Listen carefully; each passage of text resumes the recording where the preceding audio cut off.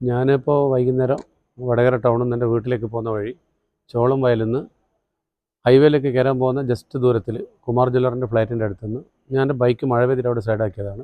സൈഡാക്കി നിർത്തി ബൈക്കിൽ നിന്ന് ഇറങ്ങി നിൽക്കലും സൈഡിൽ നിന്ന് നായി വന്ന് എന്നെ കടിച്ചു. എന്നെ മാത്രമല്ല, ഞാനിപ്പോൾ ഗവൺമെൻറ് വന്ന് നോക്കുമ്പോൾ ഒരു 5-10 ആൾക്കാരുണ്ട് ഇതേ പേഷ്യൻസ്. എല്ലാവർക്കും നായി കടിച്ചിട്ടുണ്ട്, 10 ആൾക്കാർ. ഞാനിപ്പോൾ ഇവിടെ ചികിത്സ തേടി ഇഞ്ചക്ഷൻ ചെയ്തു. ഇപ്പോൾ തിരിച്ച് 1 മണിക്കൂർ കഴിഞ്ഞ് വീണ്ടും വീട്ടിൽ പോകാൻ പറഞ്ഞവർ വീട്ടിലേക്ക് പോയിക്കൊണ്ടിരിക്കുകയാണ്. ഓക്കെ.